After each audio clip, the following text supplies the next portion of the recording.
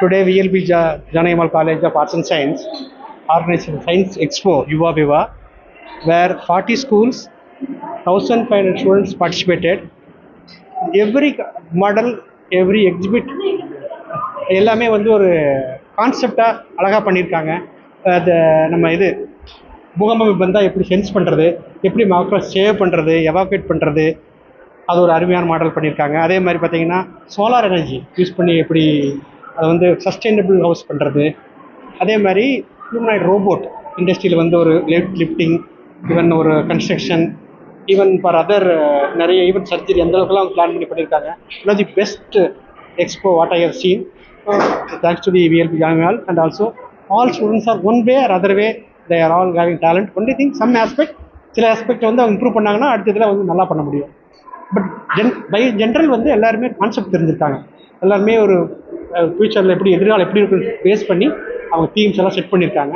Science உண்மையிலேயே நம்ம மாணவர்கள்ட்ட வந்து அந்த அறிவியல் சார்ந்த மனப்பான்மையும் அவங்க திங்கிங்கும் நல்லாவே இருக்குங்கிறத வந்து என்னுடைய இன்னைக்கு இருக்கிற டெக்னாலஜியில் ஸ்டூடெண்ட்ஸ் இந்த மாதிரியான விஷயங்களை எந்த அளவுக்கு அடாப்ட் பண்ணி இதில் வந்து அவங்க இன்னைக்கு இருக்கிற டெக்னாலஜியில் artificial intelligence, robotics, even machine learning, deep learning எல்லாமே பேஸ் பண்ணி அவங்க இன்டெக்ட் பண்ணியிருக்காங்க. அதில் மோஸ்ட்டாக நிறைய சிஸ்டம் பார்த்திங்கன்னா ஆட்டோமேட்டிக் சிஸ்டம் தானியங்கியாக பண்ணியிருக்காங்க.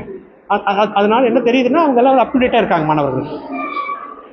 இல்லை நம்ம வந்து சயின்ஸில் வந்து உண்மையிலேயே வளர்த்துட்டு வரோம். அது நம்ம வந்து இன்னைக்கு நம்மளுடைய ஆராய்ச்சி கட்டுரையில் பார்த்தீங்கன்னா உலகத்தில் 2வது 3வது இடத்துல இருக்கிறோம். என்ன தேவைப்படுதுன்னா இன்னும் நம்ம கொஞ்சம் குவாலிட்டி இம்ப்ரூவ் பண்ணணும். அப்ளிகேஷன் எங்கே நம்ம வந்து அதை பயன்படுத்த முடியுமோ அந்த மாதிரி போகணும். நம்ம வந்து பேசிஸ் மட்டும் தான் பண்ணுறோம், அதுக்கு அடுத்த ஸ்டெப் நம்ம போகிறதில்ல. ஸோ அதனால் அகாடமிக் இன்ஸ்டியூஷன்லாம் வந்து இந்த மாதிரி ஸ்டூடெண்ட்ஸில் எதிர்காலத்தில் வரும்போது உண்மையிலேயே ஒரு அடுத்த 10 வருஷத்தில் ஈவன் அதுக்கு முன்னாடியே வந்து இந்தியா வந்து இதில் டாப்பில் வரும். அதுக்கான சைன்லாம் பார்த்தீங்கன்னா இந்தியா வந்து நிறைய அச்சீவ் பண்ணிகிட்டு இருக்காங்க.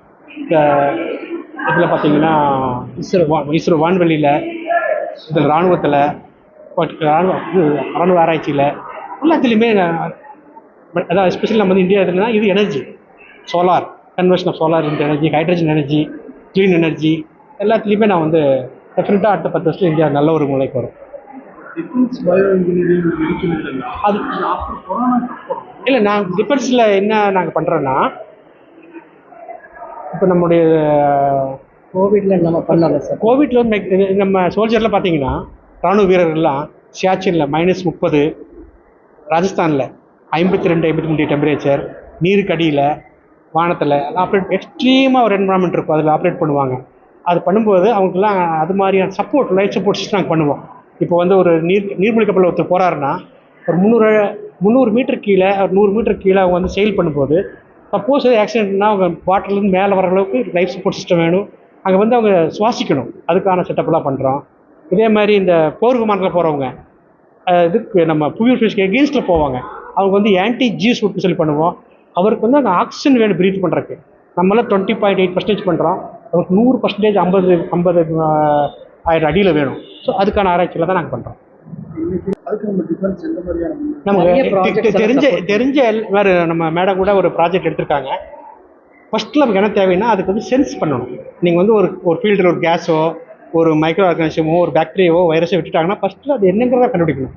அதுக்கப்புறம் அதை வந்து நீ கன்ஃபார்ம் பண்ணி டீகண்டாமினேட் பண்ணி அதுக்கு வந்து வேக்சினோ, ட்ரக்கோ அந்த மாதிரி நாங்கள் டெவலப் பண்ணணும். அதனால் இந்தியா அந்த பொறுத்த வரைக்கும் இந்தியா ஸ்ட்ராங்காக தான் இருக்குது. ஸ்ட்ராங்காக இருக்குது. நிறைய ஃபண்டிங் பண்ணுறாங்க.